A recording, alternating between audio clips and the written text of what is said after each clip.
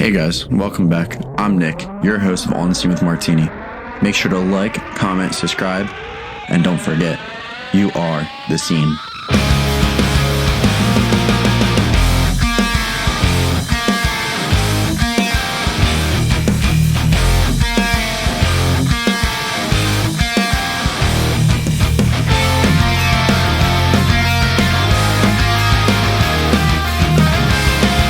Hey, what's up, guys? I'm Nick, your host of On the Scene with Martini. Today I got Harold from Lovesick and KOYO. How you doing, Harold? I'm doing well. Thank you so much for having me, Nick. I'm very excited to be on. Of course. You had a long weekend with forecourt and stuff, so I appreciate you coming through. How was that show going for you? For sure, man. That was awesome. I loved it. I had a really good time. It was easily like the best. Uh, I shouldn't say that. It was like an incredible fest. That was really well run, and they were super kind to us and very sweet. The staff was great. It was really well put together, and the crowd was awesome. The reaction was great. It was sick to get to hang out with and play with like a bunch of our friends, we don't normally see. So yeah, I had a great time. I want to get started going into just like how I know you and Joey have been friends for a pretty long time. Just want to kind of get started, like how you got into like the hardcore music, the scene, and like kind of like the formation of KOYO because you've been there since the beginning for the most part. Yeah. So for sure. So the way Joey and I met is pretty funny. I'll try to like consolidate this lore as Do well what as you I got to do. Do what you got can. to do. So Joey and I had just moved to a new neighborhood, um, out east on Long Island. I grew up in a town in Nassau County on the Queens border called Valley Stream, and I moved to a new town, and I was starting junior high, and I was like seventh grade. They had like a music room that was full of old guitars, and I went in there between periods. It was my first time like walking through the class through the hall before class, like at school before. So I remember like first week of school, I go into this like guitar room, I pull one off the wall, and I'm just like fucking around on it. And Joey walks in, and he's got long hair, and he's wearing like an ACDC shirt or some shit like, and he and I just like sort of look at each other, and it was just sort of like we're gonna be friends type of thing, Like he knew it was up. He was starting to learn guitar, and he went to Spanos, the bass player of KOYO now, who they were have been friends even longer. They've known each other since like they were like 6 or 7 years old, and he went to Spanos, and he was like, dude, I just saw this kid. He's playing guitar. Like, we got to start hanging out with him. Spanos and I were in the same couple classes together, so the three of us just became super tight. Like instantly, started our first band like a couple months later. Um, our first band was actually the lore goes very deep. Our first band was the school was putting on like a benefit concert, and there was a bunch of kids from the districts and like in like the other schools who would come, and we would meet up and plan to put on the show. And we were like the new young kids, and we wanted to start a band, and like we wanted to put up we wanted to start this band for the benefit show for the charity that they were putting it together for. So the teacher who's running it, Mr. Newberger at Murphy Junior High, he's like fucking with us, and like we're all like they're like, oh, your band needs a name. And one of the high school kids goes, how about Q-Tip? And we were like, dude, awesome. He was like making fun of us, and his friends Yeah. all started laughing, and we named the band Q-Tip. The guy who did that, the high schooler who named our first band, is now our manager. He's the owner of Southern State Artist Management, where Sal and I work, and he's one of our best friends still. He manages Drain, sang with Sugarbog, 200 Stab Wounds. Like, the guy is a monster. He's one of my best friends in the world. But we've all known each other for that was 2008, so it's been a very long time. But yeah, those everyone involved in our camp, TJ and Sal included, like I've known those guys forever too. Like, we've Mhm. all been best friends since we were like little kids, it feels like. When you were playing that show, like was there like any like for like Q-Tip was like the music similar to KOYO or was it like a lot heavier, more rocky? It was horrible, the music. It was really bad. It was a lot of like covers. Oh, okay. Nothing really cool. Like, oh, I mean, we like did like a Ramones cover and like Yeah. bullshit. It sucked. We all of our original music was like rip-offs of other songs that we had heard, and it was one of those bands, like when we're kids, like it sort of like grows and changes with your taste, and it probably like I want to say like maybe like 2 years in, like maybe a year in, it dove straight into like emo, like wannabe Taking Back Sunday type stuff. And like if you scroll, I think it's still there. Joey may have archived it, but if you scroll all the way down to the first KOYO Instagram post, it is me, Joey, and Spanos, and it was like it had to be like early Q-Tip, or like we started another band after that with like a different drummer. Same shit though. Of us covering "Make Damn Sure" by Taking Back Sunday in Joey's living room at like 13 years old. Like that's been to sort of like go back to your previous question. I didn't mean to brush over it. Like how I got into shit was I had a much older sister. I won't say much older, she'll kill me. I have an older sister who's about 10 years older than me. And she grew up going to see Taking Back Sunday and Brand New and The Movie Life in like the golden era of Long Island, like emo, hardcore adjacency crossover. And I used to sneak into her, like, she had a CD cabinet in her room, a CD drawer. And she would either like give me the CDs, or I would like take them and I would just play them to death. Like, and so I had an obsession with those bands starting at like age 5 or 6. So like I'm talking 2002 was probably the first time I like took a CD from her room. I was like 6 years old, and I don't remember what it was, but like Good Charlotte maybe, or something. No, that might have been after that. It was like, I feel like that might have came out after that. Like my timing is not that great, but I remember like Brand New, Taking Back Sunday, Fall, or like Take This to Your Grave by Fall Out Boy. Like, I had so many of her CDs, and I was just like so enamored with it. But that sort of like was always my taste in music. And as I became friends with people who were in, Joey and Spanos and like our other friends, I was sort of the guy who was like, oh, what you listen to is shit. Listen to this stuff, Yeah. Sort of like, I guess it took. And I kind of, to be fair, I probably gave them no choice. Like I was probably like a total dick about it, but yeah, I mean, it worked out. I like to think it kind of did, like I look here like 15 years later, whatever it is, and I'm like, you know what? These motherfuckers should be thanking me sometime. Nah, I'm just playing. They would have found it anyway. They still love that shit. Definitely could have been Good Charlotte though, because like whenever I talk to like my older friends in the scene, I was born in 2002. Oh So wow. so like I'm like, yeah, The Young and Hopeless, I wasn't even out. I wasn't even born yet before it came out, because I think it was like early 2002 that it came out. That's Yeah, like always my reference that I always go at them. I was like, I don't even know what the anthem was, and they get so pissed about it. that's crazy. I'm 6 years older than you. That makes me feel. You make me feel old. I know, Like, I try. I try to throw it in whenever I can when like people are like reminiscing about the old days. It just gets people worked up a little bit. No, for sure. I was always that guy. I've been touring in bands since I was like 19. Like, so I was always like the little brother, the little kid, like it's funny when we got into going to hardcore shows, we were like, like 15, 16 years old. And I remember not being immediately accepted because we were like the pop punk, like emo, like metalcore kids. And we like, it wasn't because it was just like what it was back then. And I remember just kind of like not instantly like feeling I didn't care. Like I was in love with the music and like in love with the community. I really did not give a fuck. Like we kept coming around. It's still something important to us. But when we were super young, I remember like being like, 15 years old was the first time I went to like a hardcore show. Like Who was it? Do you remember?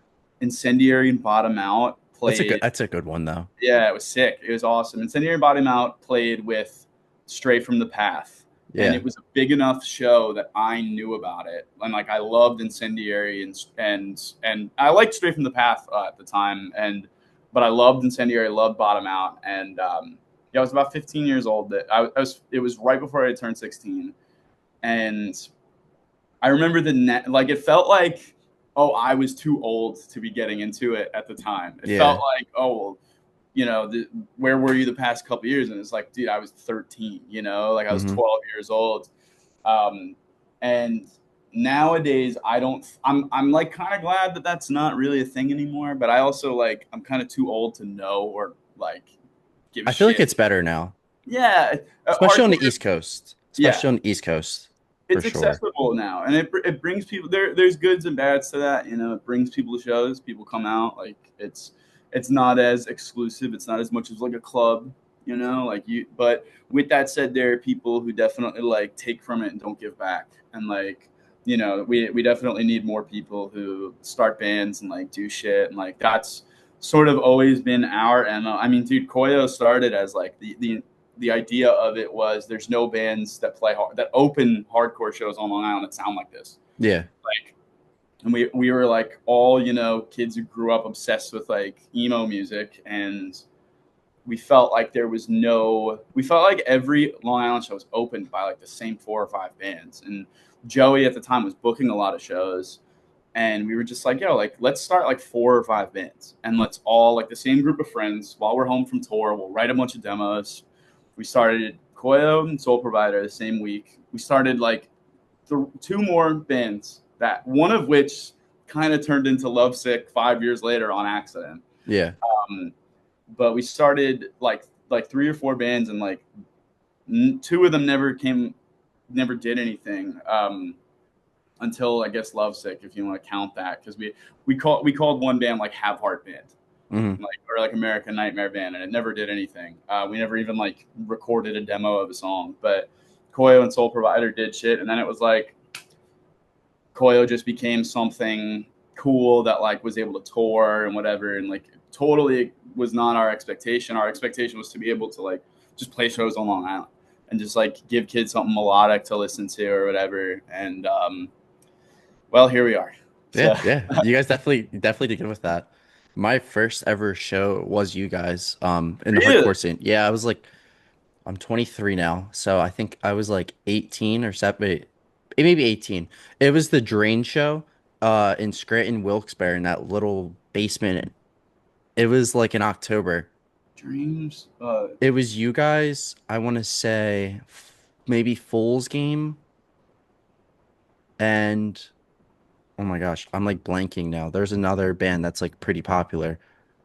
Life Question? No. It might Maybe? have been. We Drain Life's Question. Coil was a tour. I have like the worst memory No, I of. do too. I'm like scrolling and I'm like trying because I remember getting a picture with all you guys like towards because it was like just a piggyback. It was like me and my buddies. We were still new to going to shows, right? We're like 19 and we're like having a little bit of money here and there. Like I say money, but you know what I mean? Like Yeah, yeah. working like a decent job, like during Enough to college buy a and stuff. T-shirt in addition to the price of the show. Exactly. Like I'm not like pissed off when I buy it. Oh wait, I found it. It was October 19th, 2022. It was you and Drain in Scranton Wilkes-Barre in a little ass basement. And it was like I don't think it's a thing anymore, but I remember like I think Tiger's Jaw played there a ton. Title Fight in the beginning played there a little bit, but it's not a thing anymore. It was kind of like a one and done. But they used to do like all of like the release shows. But yeah, that was like our first intro, and I remember going in, we were like, "Oh shit!" Like we like opened up the door, and like someone came like flying at us. We were like, "I don't know, I don't know if we're supposed to be here." But just to go back, but like everyone was super nice. Like that was definitely like a good opening show, and Yeah, like actually, because I could definitely see how it would be intimidating to go to a show now. Like it's for easy for sure. us, you know what I mean? Like we just walk in and we say hi to everyone, we know people, and now it's like your first time, it's like, where do I stand? How do I react when people are yelling? You sort of gotta like earn your punches, you know. It's like Hmm. that's what like I feel like a couple of like my older friends used to say about us. We earned our punches over time. It's just like it's like you know, it's like anything else, and like I think I was almost like attracted to that intimidating factor. I was Hmm. sort of like, well, I don't care, you know, like what's gonna happen, you know. I like embraced that. I liked that when I was younger, but I totally get it, and I think that it's definitely it's cool that now there is no. It's cool that now like first of all everything is filmed, So shows are, I feel like, way less crazy than they used to be. Hmm. Some people want their, they want their moment. It's their main character thing. They want to film it and be like the star of the show. It's like, whatever. I think it's dumb. But like, I think that people filming everything nowadays has taken a certain element out of hardcore where it's like, it's sort of, it's not as underground as it used to be. Kids come across like a TikTok and they're like, "Ooh, a bunch of crazy people jumping on each other. I want to pull up and see that." Yeah, It's yeah, like, yeah. if whether or not it's good and bad, I guess, for everything. Whether or not, like, we'll see that long term because like it's still kind of happening real time. Like, and all I know is that it's well, in 5 or so years, I'll probably still be going to shows, and like we'll see where it's at. Like I love going to hardcore shows. I love doing Yeah. it. It's fun.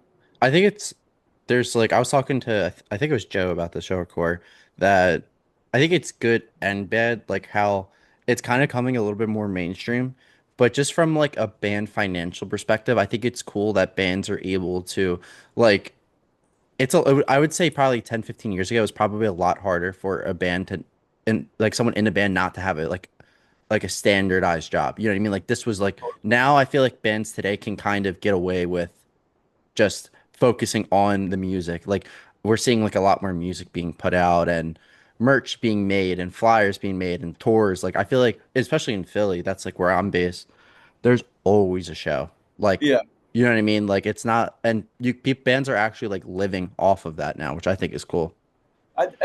There's like plenty of people who I'm glad you said that because I feel like there's so many people who hate on that and Hmm. who like think that you know there's plenty of purists and traditionalists, and I agree with them to a degree that like there shouldn't be an exorbitant amount of money in hardcore. However, Hmm. what I think a lot of them, I think it's very easy for a lot of people to say that when they've never toured and they've never started a record label and they've never sank their money and time and relationships with family and stability and like job stability when they've never like. I'm not complaining by any means. Like I feel so grateful and so lucky, and it's like it's definitely not. It's incredible to be able to do what it is that me and my friends do. Hmm. But there was a time for like I said, I've been touring since I'm like 18, 19 years old. Like there were times where it was for a very long time. It was really, really hard, and I lost friends because they didn't want. Like we missed major pivotal moments in our lives to play to 13 people in Yeah. Wisconsin like 10 years ago. Like those things happen like over time. And I think that most of the people who complain about the fact that bands can sort of like take their music seriously, the people who are complaining about that like live at home with their parents. Yeah. Like no shade, like No, that's no, that's just how how it it is for is some people. though. It's just, but it's Yeah. like You're like they 35 still living at home, but like putting on like yeah, $5 hardcore shows. Like it's like I get where you're coming from, but it's like, dude, like bands like Turnstile, they deserve it. Like totally. they're going out and I think it's cool that they're kind of making it a little mainstream. Like They, I they the well, I don't know. The mainstream thing is sort of another thing that I don't know how I feel about personally, but it's more so like though bands like that are causing people to start bands and hmm like and they bring local shows to yeah. places that typically wouldn't have them. So they like stimulate and create a hardcore scene by traveling, by touring, and like what are they supposed to do like if they're touring 6 months a year and they you know what I mean? Like Yeah, yeah, I yeah. definitely understand like it's it's tough, and like most people I think generally most people who have toured will tell you like it's hard. It's definitely hard. Like I said, I'm not to complain. Like I love it. Yeah, yeah. And but like the older I get, like I'm married, like I like live on my own for a long time now. Like I've got like my family's getting older, and it's like year after year, it's like you spend less time with them, and it's like, it's tough. And I know it's something that Joey writes a lot of KOYO's lyrics about. It's like, it's a very tough thing. And I feel incredibly lucky to be able to do what we do with a group of people who I'm so close to because of that. Not to ramble about, you know, No, shit no, like you're that, good. but it's like, it's definitely like hardcore being mainstream and being able to make money, sort of like at the very least, it gives you something it gives you something other than like bragging rights and like, you know, Yeah. like there is something there, and it's like, will it replace the 9 months a year I spend away from my wife and family and hometown? No, you know, like but like it's something that we do because we're passionate about it. And at the very least, I know, dude, we've been told by like a couple of different groups of kids, like that we're the reason they started a band or something. And like, that's the crazy, that to me means more than anything else, because it's like, or like, oh, your guitar playing inspired me to like write this riff for for my band, you know? And it's like KOYO's got its thing now, and like we are able to tour and like, but like, you know, next year after that, who's to say? Like, it's gonna be like a new crop of kids, and like we're looking forward to that. It's gonna be cool, Mhm. you know. It's gonna be like all new bands who are doing way better music than we are, you know, and like that's an awesome thing to look forward to. But it's like, in the meantime, if I cannot, you know, be homeless when I get home from tour, that would be fucking awesome, you know. Absolutely. I totally agree with you. So like Koyo's been painting words into lines. I think it was like what 2019, 2020 that was released or so. You guys have been touring for a little bit. How did you like see like where you guys are at now compared to where you were before? Like the progression of just like shows and managing it? Because I can't like you guys probably didn't have like a TM right away. I can't imagine. Yeah, we didn't really have anything. I will say, like, James, our current manager, took a chance on us right away. Hmm. Like, and he was sort of like you know, not sort of, he was a massive part of us like starting up. And through James came, well, excuse me, through a few different friends and things like that. Our agent Brad Wiseman, our current agent at Sequel Music Group, has been with us pretty much since the beginning, and we're incredibly grateful for everything he's done for us. He's a really, really terrific guy, and he got started with us early, like right at, like before Drives Out East came out, for sure. Hmm. And same deal with him; he kind of took a chance on us. But our first fight as a band was over whether or not we should tour. Because we got offered a tour after Painting Words in the Lines came out. Painting Words in the Lines came out the week that COVID shut everything down. So there was still like tours getting like figured out and funneled to us and whatever. And like pretty much off the rip, we were hit up to do like to open a tour. And it was like a month long. And all of us were like, we were very conflicted. We had Yeah. no idea what to do. You know, we were, Was because it a COVID thing or like you were saying earlier about how you no, guys were like no, we just want to play shows in Long Island? yeah, so that was basically the problem. Was we were Hmm. like, yeah, we really just want to play shows on Long Island. We can't play out with this. Like at the time, I was going through like crazy like career dilemmas. I had no idea, dude. I was broke as fuck, working like illegal jobs. Like had nothing. I was living in like me and my now wife, like then girlfriend, were sharing a bedroom that was, the bed touched three walls, and I you know, I had no money, I had nothing, like the last thing I could think of was like, oh, now I'm going to spend a month away from home, not making any money, like hemorrhaging money, because at the time that was what we were used to. Like I had never left a tour without having lost at least like $1,000 of my own money that I didn't have. You know, it was all Hmm. debt. It was all like I was really like financially fucking myself for a long time.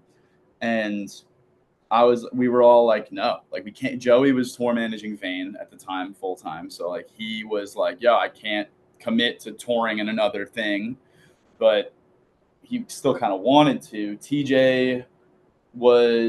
I think TJ was down. Spanos wasn't really down, like, because he had never toured before. This is his first band, his first real band. Hmm. And Sal, I don't even remember, but like we did not intend on doing anything, man. I really can't stress that enough. We were so like,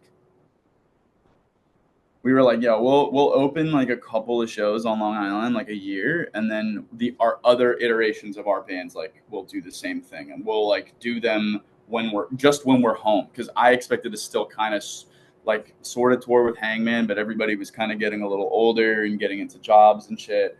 Like we really didn't know what was going to happen, and I think COVID gave us an opportunity to sort of like hone in on like what we wanted and realize, like, I got to a point honestly where, but before we got on, I was talking about how I worked at a hospital, and I certainly wasn't a nurse like you. Like I said, I really admire it. I come from like a family of nurses. I realized I could never do that. Like I was working as a surgical aide with Dan from Hangman, and I felt like I was really lost, and I felt like I needed to do something else, and I felt so like just frustrated. And I remember thinking to myself, like, I want to do something cool. I want to do something different. I clearly can't be a nurse. At the time, I thought I was going to a CUNY school. I was going to like a public school in the city for like pre-law. I wanted to be a lawyer, and that was a pipe dream because I'm not smart enough to do that. Like I had no idea. And like COVID, we were all unemployed. It was like an equalizer to a degree, because now all of us just have time in our respective homes to just like write music. And like I wrote so many KOYO songs during COVID, and that like turned into, songs that were on Would You Miss It, and songs that were on Drives Out East, and like the singles. Like we spent so much time like practicing, and we just obsessed over it. It gave us, I think what it was is like COVID, we were also bored that like we were allowed to like hone in on KOYO. We became obsessed. It was like the only thing we did or talked about or like worked on, like was just like, it was like writing songs, and it turned into, a really productive time for us, thankfully. And like looking back then to like now is just hilarious, because we were like, oh, we're never going to tour. We're only going to play Long Island. And now we play like 100 to 120 shows a year or something, like we definitely play more than just Long Island now. Yeah, definitely. Which is both awesome and horrible, because it's like, I love playing Long Island. It's like I can't always do that. I love playing in New York. I love being close to home. But yeah, it's wild to think about how different our arguments are now to where they were back then. So like you're playing guitar, you're also doing like vocals and stuff. You're saying about writing. Are you and Joey like the primary writers, or is it kind of like a group collaborative? It's definitely a group effort. Like the way that songs generally get written is TJ or I will write like guitar parts, like skeletons, and we'll send either the part, or we'll send like a demo, like to the rest of the band, or we'll meet up and like hang out. Me, TJ, and Joey live like really close. So Are you guys still all in New York then? Or yeah, we're all in the city. Like okay. I've been here for a long, long time.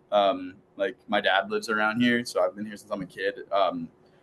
And like back and forth. And Joey and TJ live like a 15-minute drive away from me, and we have a studio like 5-10 minutes away between all of us that we share with Final Resting Place. Okay. And we just like we'll meet up there and we'll like practice and chill. And the songwriting process generally starts with either TJ or I will like come up with a riff, and we'll either we'll record it, or we'll just send it, or we'll meet up with everybody, and then everyone sort of has their say with it, to a degree.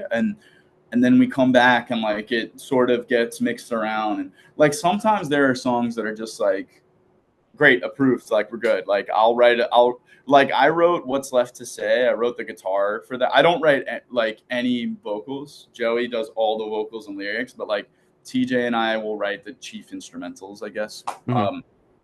And I remember writing the instrumental for What's Left to Say, during like April of 2020, And I remember when I wrote that, like I sent it over. It's eerie how similar it is to the demo. Like the original version of that song, I have it somewhere. It's almost the exact same, like instrumentally, like guitar leads, everything, like layers. And we just didn't feel like it was the right release to put it on ever. We were like, Drives Out East, no. Like 10 digits straight north, no. Like it's got to be on the first like LP, and it's got to be like on the back half of the first LP. Same thing with Postcards. TJ Mhm. wrote that instrumental like a long time ago, and it changed like very, very slightly. But like it's ultimately very collaborative. I like when like Sal and Spanos like give their flair to it, because I think that's what really individualizes the song sometimes. We're all just, every band is sort of just recycling the same like 3 or 4 chord progressions.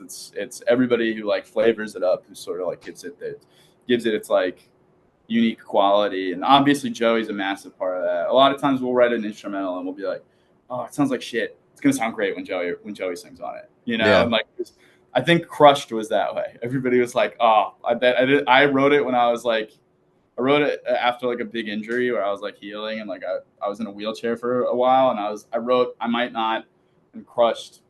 I remember and Sayonara Motel, and I remember specifically sending Crushed over, and everybody was like, I don't think I like it, but when Joey sings on it, I probably will. And now, that song is almost exactly the same instrumental as when I wrote it, which is pretty cool. Are you doing like, do you have obviously you have a pretty big graphic design background. You were saying earlier how you still work on that for Southern State and stuff. Were you doing like the graphics and stuff since the beginning for Koyo then? And like Yeah, yeah, layouts? yeah. So everything that Koyo did, up until Would You Miss It, was I had designed, and all of, like, if I'm not like actually designing I design most of our merch, but Hmm. like um the like if I'm not designing it, I'm coordinating the design with like a friend of mine who's drawing it or whatever, like because I can't really draw for shit. But that turned into like I had always done designs for Hangman too, and I didn't really know what I was doing. I just like downloaded Photoshop and like would like fiddle around with it while I was in college, and Yeah. I realized I liked doing that a lot more than I liked doing schoolwork. And I just like kind of got fascinated with it. And yeah, I do.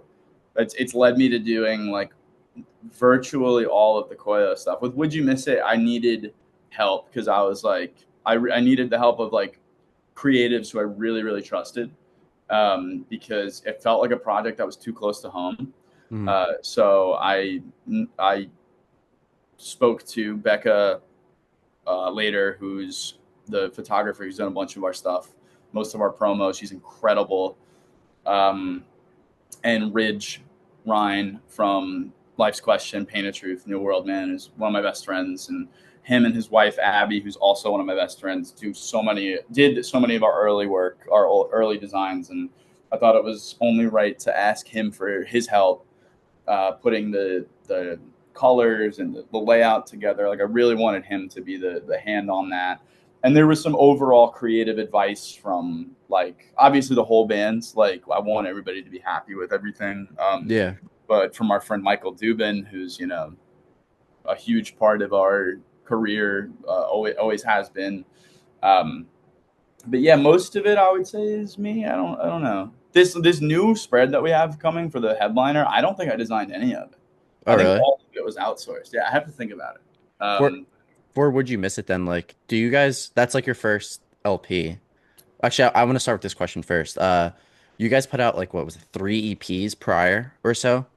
When was it Yeah, like, okay, like this is the time you guys were on Pure Noise, let's put an album out, or did they kind of approach you like, hey guys, like we need to put out a full length now?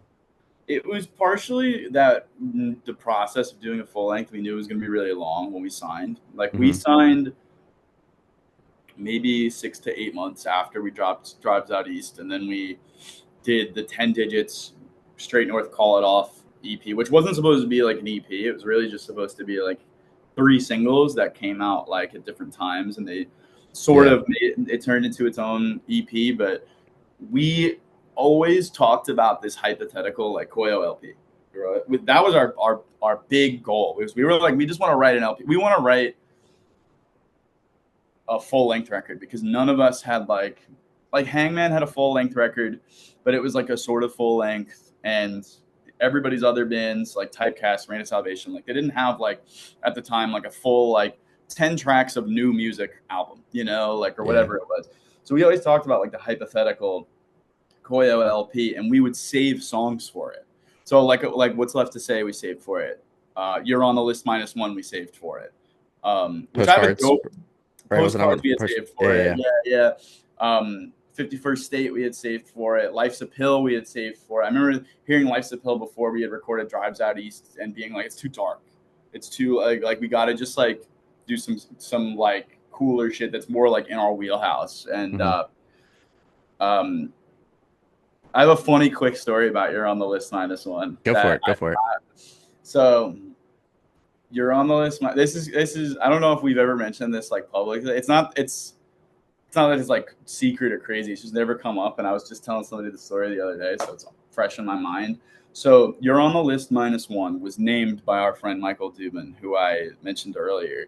He runs Neighborhood Watch Management. He's done a lot of things throughout his life. I could go on for a while, but he's one of our closest friends, and he coordinated the music video for it with Frank Iero and like Pasta Shop. Like he's done a lot. But anyway, that song title he gave to us, and he was like, you guys can have it if you want it. It was originally supposed to be the name for Cute Without the E by Taking Back Sunday. He gave both of those titles to Taking Back Sunday, and they chose Cute Without the E, cut from the team.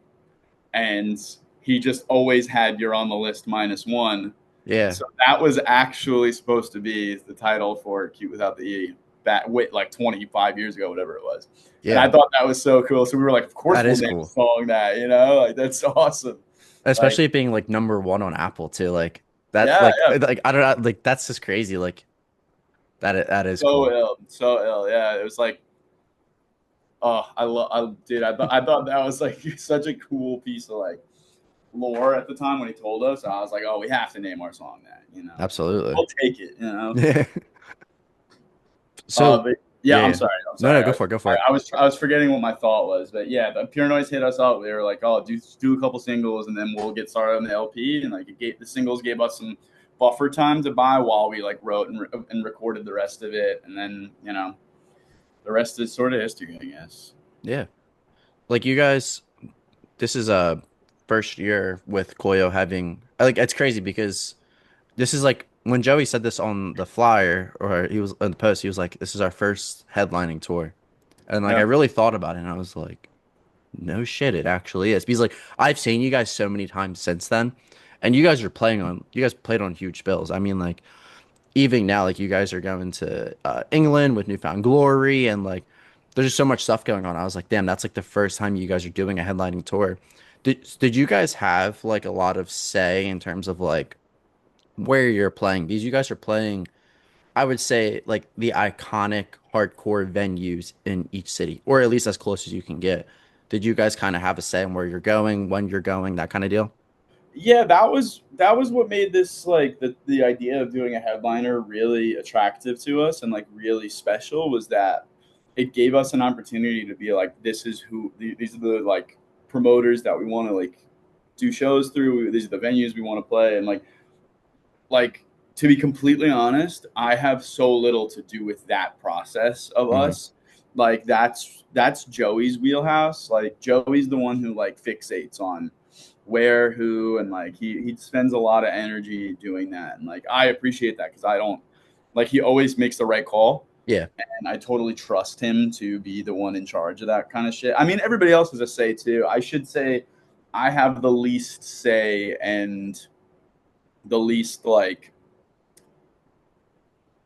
knowledge of that kind of stuff. You know what I mean? Like, I'm down to play anywhere, anytime with anybody. And like obviously I love like we got to pick, you know, the opening bands, and we're getting to pick like local support for each city, and it's cool. Like you know, I very rarely, but I'll go on the KOYO Instagram account. Like I'll log in and I'll take a look, and I'll see like Joey's putting in the work to like reach out to these bands individually who don't have a manager, they don't have an agent, they don't have like an email address that he just likes that are like locals, and he hits them up directly himself from the account. And he's like, yo, if you want to play this city with us, like we'd love to have you. Like, can I have an email, and like we'll put you on the show. So he's like, you know, he's great at doing shit like that. So I just sort of stay hands off, you know. Yeah. I do my little doodles and fucking write shitty guitar parts, and that's all I got to do, thankfully. So it's pretty cool. Being the front man for Lovesick, and I want to kind of start with you were saying earlier about how this was a project a few years ago that's like finally coming to light. Like, what was like the spark factor? Because you guys had, I thought it was like crazy that you guys were like, okay, we're starting a new band, and everyone was posting it. I was like, okay, I gotta follow, see what's up. And then like a week later, you're like, okay, by the way, we just released our first like full length. Like, Yeah. like what was it like thinking? Okay, let's bring this back. Let's play as Lovesick because it's you, Joey, and TJ, right? Yeah, it's the three of us and two of our closest friends. It's Gino, who used to play in Absence of Mine on drums, and it's our friend Daniel Strauss, who's a tattooer in Ridgewood at R&D, who has never been in a band before on Mhm. guitar. And we had started it. So the idea spawned definitely like 5 years ago when we did the first couple KOYO practices. Like I was mentioning, the Have Heart, like American Nightmare band. We didn't really ever have a vision for it. It felt like it just was like, oh, this is a sound that we all like love and like kind of grew up on. And Gino and Strauss had nothing to do with it back then. They were like, I didn't even know them at the time. Mhm. You know, they were just like it. Gino, it was it like the two of them are just two of our best friends, and like we really wanted to do a band with, you know, our friend. We all, that's like the most important part. We really wanted to just be in a band with our closest friends who like we can trust, who we love, and who, you know, who we can make dope music with. And so Lovesick was like, the idea for it came back, I want to say like last winter, like late last year, and I don't remember exactly what sparked it.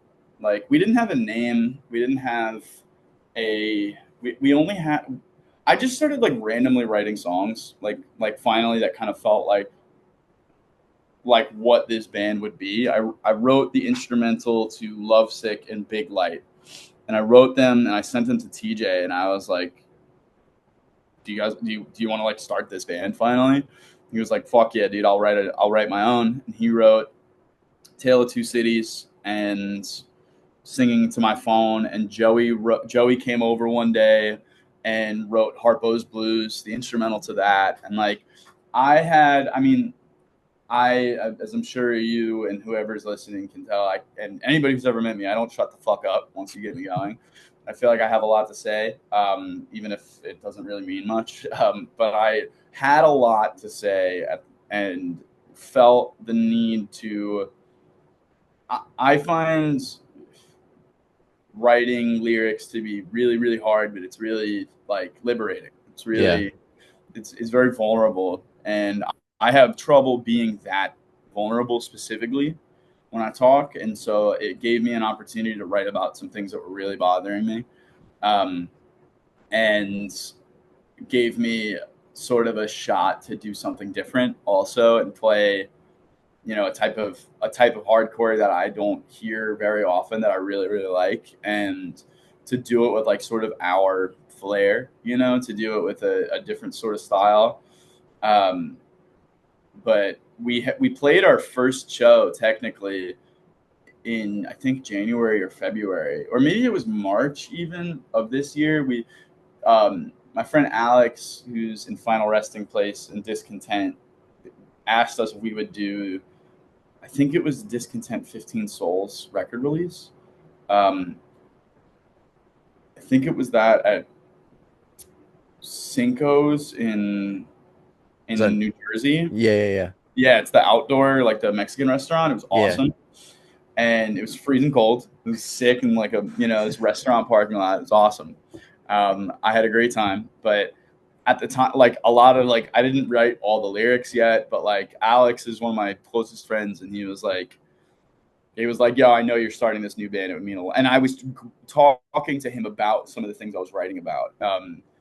And he knew, how personal they were and how cool they were. And he related to some of it. And he was like, I'd really love for you guys to play this show. It would mean a lot to me as for my band's record release. And I was like, fuck it, we'll totally do it. Like, I'd love to, man. Like, that'd be awesome. And we did it. We like printed shirts that like don't really exist anywhere anymore. Like, I don't know where the fuck they went. And actually, there's a crazy story. I don't know if you want to cut it out because it's disgusting, but there are a couple of Lovesick shirts that are gone because that like I only printed like 20 of the first shirt, and like a stack of them are gone because I watched a man get his head run over by a car. And I used all I had in the back of my car was he got hit by a car going like 60 miles an hour and it ran over his skull. Oh, And Jesus. all I had in my car was the Lovesick box. Yeah. And I like held his head together. I tried to like hold pressure to his head while I waited for the paramedics to come. It was in the middle of the night in Bushwick. Oh, Jesus. Yeah, it was like me and one other guy. And that's what I wrote The Curtain Falls about. But there was a stack of shirts that were sacrificed to hold this man's head together.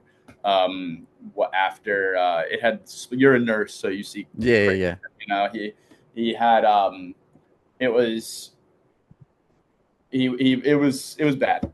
It was really, really bad. But I had the like mild hospital training. I had BLS training. He did not need CPR. His ribs were already, his whole shit was fucked up. But that was what The Curtain Falls was about. And there is a stack of Lovesick shirts that will never be seen because I literally used them to sort of like soak up some of the blood and hold his head together.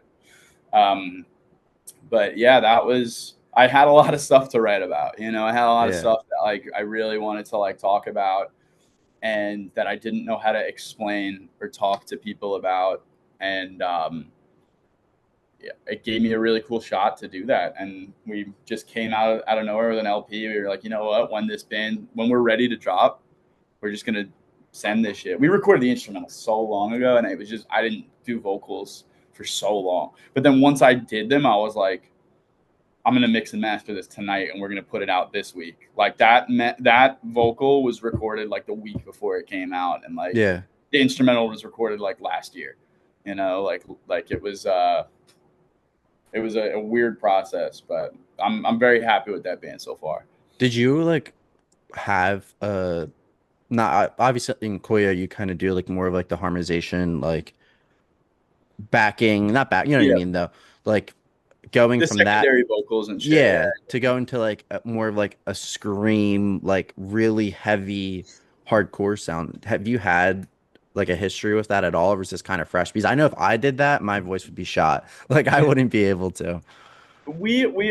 I like always have kind of been Joey's background singer. It's like, and he's been the singer of like a bunch of our different projects throughout the years. So I have always kind of done a little bit of it. And then we had started Soul Provider when we started KOYO, which was our Bulldoze ripoff band that I sang in. And so I have no idea what I'm doing. I just kind of yell as loud as I can. I just kind of like scream at the top of my lungs. And the first or the second set, the one we just did at the VFW, was legitimately so hard. I was like, dude, I have to lose either 100 pounds or I have to fucking I have to start running marathons because I could not.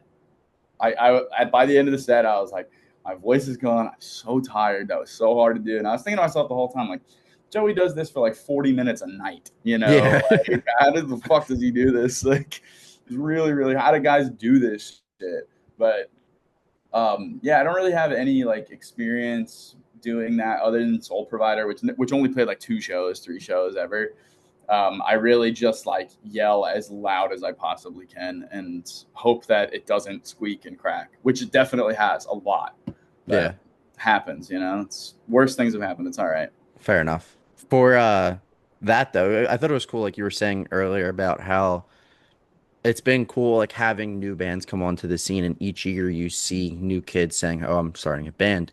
Yeah. And that show at the VFW was pretty specific from what I recall, right, to like new hardcore bands from Long Island. It was like Pushback, Guess Wrong, like Yeah. It how was was like the turnout? Like that was kind of always like that was outstanding. the idea of hardcore for you. Like that was like what you like. Sorry to interrupt you there. No, you're good. You're good. My timing's a little weird with the Zoom shit, but it was incredible. That the turnout was outstanding. Like I think it was really like an honor to be a bunch of like older guys who are maybe considered like sellouts and like pop punk dudes now Yeah. to still be included with a group of bands that are doing like I don't want to say their own thing. They're doing the thing while we're out on tour and stuff. Not to say that we're like important even as people. It's just like it was my first time seeing a bunch of these bands, and I think that was awesome. Like I loved it, and I know that Long Island has a really special scene, and it's cool to see that it's like better than ever in my lifetime, at least. Yeah. And in my time going to shows, it's definitely like the best it's been. Um, and that generation like is what's gonna like encourage the next generation to start. And like generations in hardcore is really really It goes short. year by year, I feel like. It's literally year after year. Like next year it'll be a whole new crop of bands, like the year after. But like Scanlon did a great job picking out bands who are like really doing it, who like know what's up. Um, and they were all fucking awesome. I like made it a point to watch all the bands and to like stand up front and like really like hear all of them. They were all sick. Everybody was cool. Like it was really fucking dope. Like it's sad that like it's not often we can go to those anymore. Not Hmm. because of anything weird. It's just like we're never home. Yeah. Like it's so rare that we're home while there's like a show like that happening. So it's cool it was really really cool to be at home and to be able to be a part of such a dope lineup. Yeah. No, I get that. I mean, you're playing like 100 shows a year. That's pretty hard. Like I will miss a show, and I work 3 days a week. So like I Yeah. can't imagine how it is miss like 100 shows. Like the one show that I'm pissed that I missed is Haywire at Bonks. Like Oh, everyone, dude, like that's people were shooting like fireworks off. I was like, fuck. I'm sitting here charting, and I'm like, God damn it. I missed Haywire in Brooklyn. I fucking love that band. I love Yeah. that band. They're They were they're they were so fantastic. I saw like them at a they were at Tsunami. They were on the Tsunami, and oh my gosh, why am I blanking? Painted Truth. Yes, Yeah, yes. yeah, And it was the first show, and they came late because they were doing so many other things, and they like headlined, and I never saw a crowd go that crazy. And that was like Haywire still had like a name. I think that was like May, but I feel like since then it even got crazier. Like yeah. their shows that they have in their marketing. I mean, Austin does such a great job of everything. Dude, they're such a sick band. I really really love Haywire, and I have when they started, I was like, this is the coolest fucking band. This is so cool. Like Austin's one of my favorite lyricists in hardcore at the moment. The way he like comes across so like literally and like he's very vulnerable and honest. It's really cool, but it also like still has that like big edge to it. It's got like that Yeah. like Boston swag to it. It's really really cool. I love that band, and I'm really stoked for everything they're doing. We're playing with them in December at that Better Lovers like Yes. Christmas Was that Better. Buffalo? Yes, I forget Yes. what the fuck is it called? It's not Blissmas. Yes, yes. Yeah, I'm yeah, gonna try to go to that. That looks sick. Like awesome. that's a great lineup. Yeah, let me know. That's gonna be fucking dude. The Onyx, like that's gonna be sick. Cholesterol. Yeah, yeah. Yeah, It's a good that, lineup for that's gonna sure. that's gonna be all. I'm really really psyched. I'm honored they asked us to be a part of that. if you're making the trip, I'm not at liberty to. Oh wait, yeah, I am. Hang on, I gotta fact check myself here. I'm gonna say there's a show. I have to give me 1 second. I'm literally gonna look this up real time because I don't remember if it got announced or not. You're good. You're good.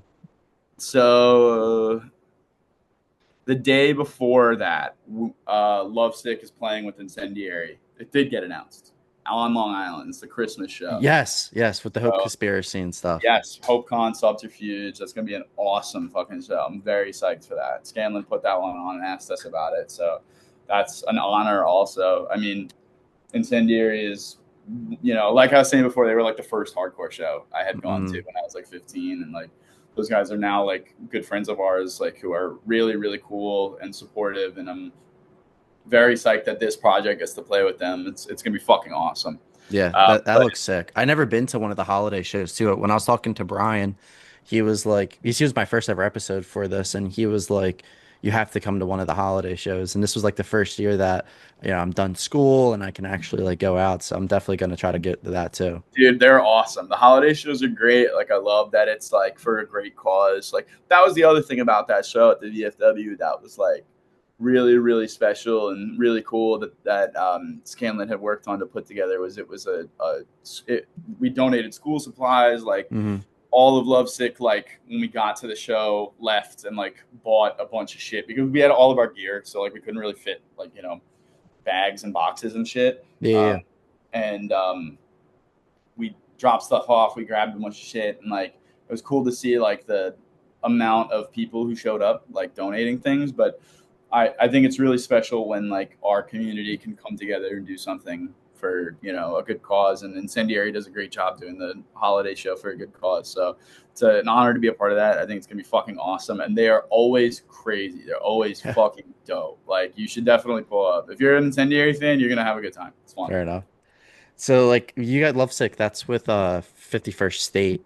That was like when I remember that coming out, I remember like Joey, like that was like his baby. Like he was like promoting it. Do you have like a role in 51st State as well? Or I did the logo. I Okay. did like the designs for it, but just like the logo design and like the colorways and stuff. Joey and I spoke on the phone very briefly like 4 or 5 years ago about starting a record label. I was like interested in the idea, and he was like, "Oh, I've been thinking about this, but I'm actually going to do it." And not to be in like I'm going to do it and you're not. Like, we originally talked about, like, I had reached out to him because I was like, "Would you want to do it with me? Like, would you?" Yeah. And he beat me to the punch. He's like, Joey is as dedicated to hardcore as anybody I know. So that's his way of like. Not to say that he's doing it solely for that. He's just like, he wants to be able to put out music for bands on Long Island, and it's something he's incredibly passionate about. I don't have like a role in it where it stands now. I just love it and support the shit out of it and think it's really fucking cool what he's doing. And I admire it. I think it's awesome that he's it's definitely motivated me to take on some different projects that I had never thought of before. So it's very cool. For like promotion for like KOYO, I just want to go back because I remember like I was like 51st State and then I bounced. I love all the videos that you guys have been doing. What was like the thought of like these? It's such an easy and smart way. I feel like you have to put the money in for it, but you talking about the like cameos? Yes. That's Joey's idea. I was like, I had such a different idea for the videos. Like, it's so funny because I handle the KOYO like visuals, like the designs and shit. Yeah. Joey does all of the video stuff, like 99% of the video shit. So it's like him having that responsibility is so funny because sometimes it's like he doesn't make the videos, but he like connects them, hooks them up and shit, and like he coordinates everything, and he's the one working with directors when we do music videos and shit like that. Like, he was like, "Oh, I have an idea." He didn't tell anybody, He didn't really tell any of us what was happening. He would just send us the cameos of the one that was the dude. I don't even know his fucking name. The guy who like dances. Adam and Killa. Yeah, and you just have like Pink Panthers in the background too. So I transparently, I cut that together. I put that clip together. Okay. He had just sent us the like cameo of him on the toilet or whatever. And we were like, what are we going to do with this? You know, there's no context, like no, like, so I like clipped together a couple of videos that I saw, and dude, I thought the idea was so dumb. Well, all of them were so, dude, the Island Boys like coming through the sky. I was like, what the fuck are you doing, man? But I mean, it's I love it's it. I think it's hilarious. I think what it is that like as a group of people, we're like we have a taste for lolcows, you know, like we like dude. I mean, we have Big Daddy Mark announce us at the fucking Brooklyn Paramount show, you know, that required a good deal of coordination, but it was like it's fucking awesome, you know. Yeah. That it was it was sick. He was the man. He was really really cool. I loved that he did that. But dude, Joey's a maniac. He's the funniest guy I know. You know, he just like has these crazy, stupid ideas that I would be like, dude, what the fuck are you thinking? And then they come out and they're hilarious. So it's awesome. There's probably a lot of coordination too for that. You guys had that show for the music video, right? Or recently? Oh Or yeah, in the backyard. There was yes. a decent amount. Yeah, I had hit up Christopher. So Christopher from I'm the Avalanche, who owns Ruby Soho's on Long Island. He was in Backtrack. He's in a bunch of other bands, Victory Garden. He's the man. Mm-hmm. Him and his brothers are like very big parts of the Long Island hardcore scene. His brother Michael sings in Pain of Truth. We played in Hangman together. Known these guys like my whole life, it feels like. And Christopher has kind of always told us like, yo, we can do a KOYO show in my backyard. And like, we will absolutely, like, we can do anything you guys want. I was like, all right, awesome. Like, that's cool. Like, well, we always wanted to. It's just a matter of coordinating it. And then we were like, you know what, dude? Like, let's do it for this music video shoot. Joey had this idea for a video to do like a crazy house show. And Joey coordinated a lot of it, but it was such a team effort from everyone involved. And like, there's too many people to like name. It really is so many important people involved. But I have to say it went off without a hitch. Like, it was perfect. Like, there was not a single thing that went wrong. We expected, you know, like Christopher went out of his way to knock on his neighbors' doors and like clear with them that this was going to happen. And all of the entire neighborhood was down and loved it and like thought it was so cool. And like, we had to cut it off at like, I forget how many hundred people. There was like 300 or 400 people we had to like cap it at. Yeah. And even after that, there was like, because, you know, certain people would like leave or whatever. But like, we ran out of wristbands. And I remember like, I got to a point where I was just like, if you're trying to get in, I'll just walk you in. Like, it'll be fine. Like, it'll be cool. Like, there were a lot of people who got turned away. And I remember hearing about that and feeling terrible. But like, everything down to like Jake, our day-to-day manager at Southern State, booking like porta potties for us because we didn't know how to do that shit, and like renting vans for us because we had to haul gear and like backline the whole shit, and like the other bands coming through. John from Inner Love setting up the sound system. Like, dude, there was James, our manager, getting a Ralph's Ices trunk delivered there. Like, yeah, it was so cool. The whole thing was incredible. It was amazing. I just saw the first cut of the video the other day, and it was phenomenal. Like, I'm so excited about it. And it's like one of my favorite KOYO songs. So I'm really excited for people to hear it. Did you guys do more than one take, or did it only need one take and you guys kept going with the set? We did 6 takes. 6 takes? And it started to rain, so we stopped the set very early. Like, there are set lists from that show that have the wrong set because we played probably 8 or 9 fewer songs than we planned on, which sounds like that's crazy to think about. Like, I didn't, you know, that way we played our entire discography basically because we were like, yo, this is the only.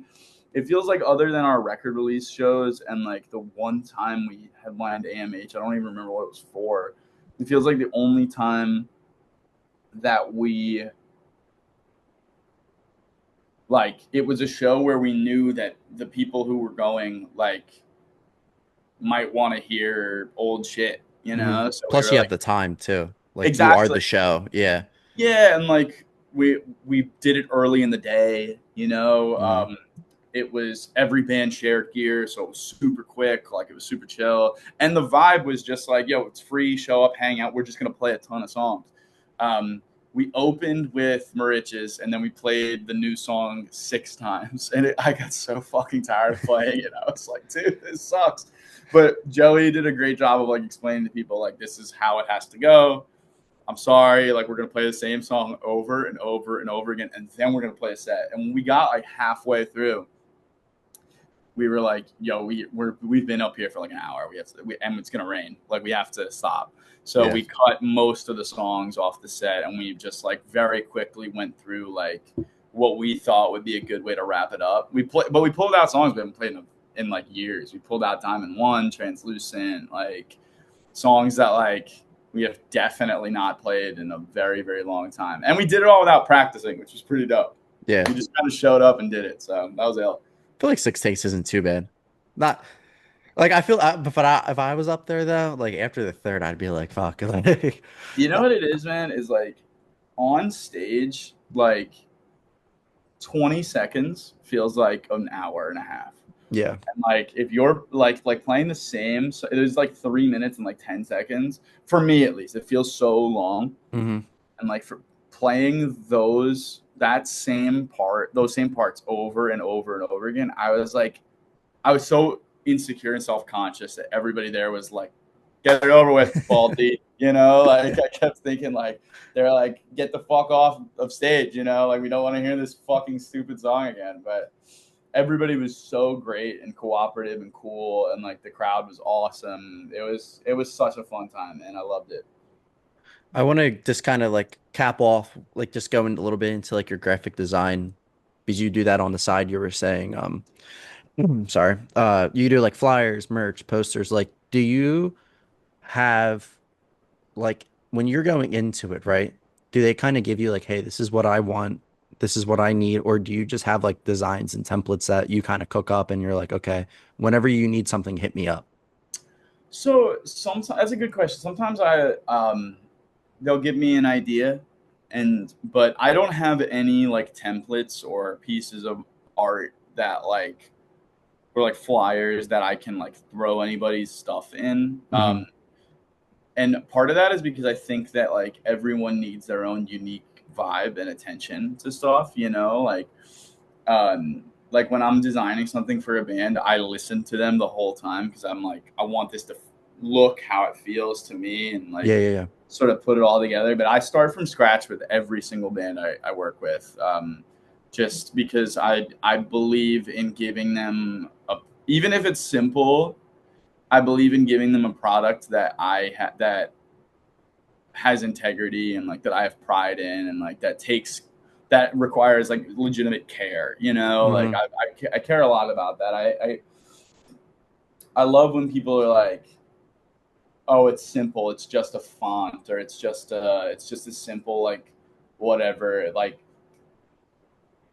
however they want to think about it, because it doesn't change that like no matter how simple something that I do is, it's like, and not to be like, I know it might sound like pretentious or arrogant, which I fucking hate when it comes to shit like this.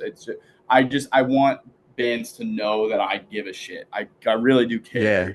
like, and I want them to know that like there is a lot of thought and consideration put into like what I do for them. Not to say that people who like make stuff and bands buy from them or like put in it, like there's totally cases where that's appropriate. I've found plenty of artists that I like design something and I'll buy it for KOYO. So I'll be like, Yeah. that's incredible, and it feels like what I want. Like it's totally like those are guys who I think are creating like real pieces of art who are able to like, oh, I drew something awesome. If a band wants it, like that's awesome. That's so cool, and like it's definitely very appropriate in certain applications. But for me, with the nature of the designs that I do, I think it doesn't require, it benefits the band for me for what I'm doing, just because I can't draw for fucking shit. Yeah. I look like an idiot when I draw shit.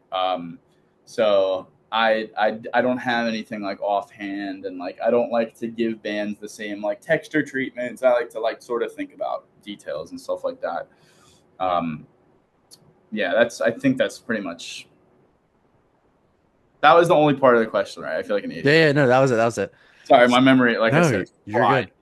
So like for like Southern State, like you were saying, what was your title in there? I'm sorry, it was Creative director. creative director. Like, do you kind of oversee then the flyers and stuff for Southern State? And like, is that basically, hey, Harold, we need this, or we need this kind of design? Like, is that your role then essentially?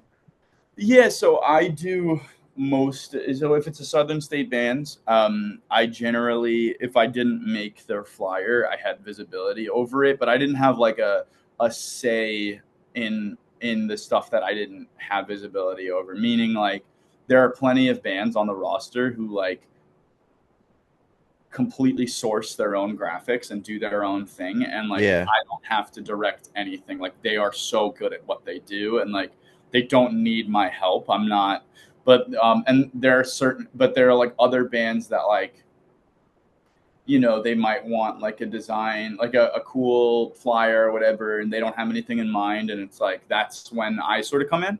yeah, Or if they need help sourcing an artist for something, like I can do that. Or if it's like little things like for instance, like the shirt that you're wearing, like when Drain got that design back to, yeah, I love that shirt. that's my favorite one. And I have to give credit to the designer.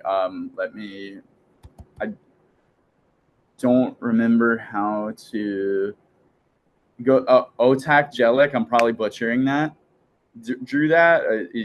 Otakjelek. He designed on Instagram. He drew that. Yeah, He did all of it. Literally, the only thing that I did was like help prepare it for print, because I know the printer, and like I mocked it up and like worked and like helped like the sizing, like yeah, little things like that. It's like stuff that like, differs band to band. Like a band like Sang with Sugarbach, for instance, like they're in the middle of rolling out their next record, and I helped with like, they have such a cool vision for their band, and I have nothing to do with it. Like, they are so good and dialed in and so smart, and like I love that the vision for that band. It's so cool.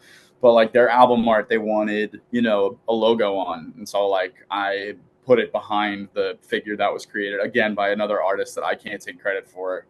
Like, but and then when it came to like mocking up their store, it was stuff like that. Like I did that. Like I mhm, mocked up the shirts on everything, like helped them go over colorways that might work for like different things. I did their suite of marijuana paraphernalia. Like I designed that stuff. Like, but my job is really to help with bands like figuring stuff out like that. I work closely with Method Inc., who prints for most of our bands, and I just help them figure out design shit. That's the simplest way to put it. I think it's yeah, like I may not like. I don't direct the art for the band. Like I won't like that's all of their visuals. It's all of their thing. But I'll help them put their vision together. I'll mhm. help them like kind of make sense of it sometimes. And I do layouts, flyers, shirts, like it's and the overall like brand image for Southern State specifically, like anything that has the Southern State logo, or Southern State branding, like I have my eye on, and I it's gotcha. together.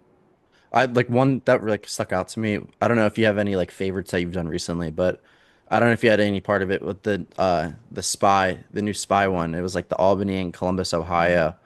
Yeah, the one with the The, where he's like, yes, yeah, I designed that. Yeah, that thank you. was like I love that one. I like it's kind of like it look like hard pick kind of action, but like the lightning too. I don't know why. Just stuff like that. Like it kind of still has. It's like a modern take on like what flyers kind of used to be, which I appreciate. It's not too much, but it's like kind of to the point too, which Thank you. I I sincerely appreciate that. of course, of That course. was a really sick photo taken by Kevin Allen, and the vibe of it was just so epic. I was like, dude, like that. It's I like a was like, Zeus. yeah, I was like, dude, he looks so cool. Like, let's make this like old school like rock and roll. Like this is just crazy. First thing I thought was like, yo, his guitar looks like he's like shooting lightning bolts. Like I need that shit. And Yeah, thank you. I put that one together. That was a lot of fun. I loved doing that one. There was a couple of drafts where I like didn't really have it figured out yet, and then towards the very end, the band suggested a change, and I did it, and I was like, oh yeah, now it's Second singing. eyes. You know? Yeah. Yeah, exactly, exactly. Well, I kind of want to end it off just with like, what are your personal like career goals? I guess you could say like with Koyo, Lovesick, graphic design. Like, what's something that you kind of want to be able to bang out, or a message that you have for anyone watching? Um, I don't really have any career goals that I can think of, man. It's a weird thing to think about and say for me. It's a great question. I don't know. I feel like if you asked me 5, 10 years ago what I wished I'd be doing right now, I'd tell you I'd be doing this. And I am an ambitious person, but lately I've been trying to find just peace and gratitude in like where we're at, because I know it's not going to last forever. Um, but if I had a message to anybody else out there, it would be fuck the New York Yankees first and foremost. Yeah, big Mets guy. I'm not because I'm from Philly, so you probably assumed. Are you a Phillies fan? Yeah. Yeah, I mean, all right. So I grew up like it's impossible to explain. But my dad raised me to be both a Red Sox and Mets fan, and I Okay. think it comes from a passionate hatred of the Yankees. I would say. So I that's my message to everybody is fuck the Yankees. Let's go Islanders. Hockey season's about to start. Of course. Um, and uh, I don't know. That's a I maybe At least I wasn't a fuck the Phillies because I don't know if that'd go well with my kind of clientele, I my can't people watching. say that right now because of the space that we're in. You know, Yeah, they're like 13 games ahead of the Mets. it's As of bad. right You guys are now. like 0-10, right? Or 1-9 in Oh the no, they last broke 10. the streak last night. Broke Did the they? streak last night. Alonso hit a 3-run shot to win the game last night, and but I mean, it was an 8-game losing streak prior to that. So I loved it, truthfully. uh, I thought it was good for the culture and for baseball in general. You're like, I'm gonna hit you. yeah, no, I have you know, it's so funny right now. I was just I this is kind of embarrassing right now. I was playing MLB The Show right before we got on while I was running, and I like set up my treadmill and I just run and I play when I have like when I need to like wind down, and it's Mets Phillies right now, Who's and winning? I'm spanking the Phillies, bro. Of I'm course. spanking the Phillies. I'm crushing them right now. I don't even want to say the score; it's bad. And before any haters come on, I'm playing on veteran, so it's not we're I'm playing like That was the next question. I'm playing on veteran. I'm not new to this. I'm definitely not playing it on easy mode. It's just I've lost plenty of games, but this one is it's my franchise mode. But anyway, yeah, those would be my messages. We fuck the Yankees and fuck the Rangers. Let's go Islanders. Fair That's enough. pretty much it. Yeah. Well, I appreciate you coming on, my man. It means a Of ton. course, bro. Thank you so much for having me. I really, really enjoyed this. Thank you, man. Of course. And guys, down below, there's, this is my little spiel towards the end. There's going to be a ton of links. Love Six new albums out. Check that out. It's only 9 minutes. So, I mean, you literally have no excuses. You have to listen to it. And then for Koyo, they have their headlining tour this October and November, playing in most of the major cities and states. I know for Philly, they're playing at the church. So if you're not there, I don't know where you're at. There's nothing else going on that day. So pop out, buy some merch, support the bands, listen to opening acts, and thanks again. Till next time, guys.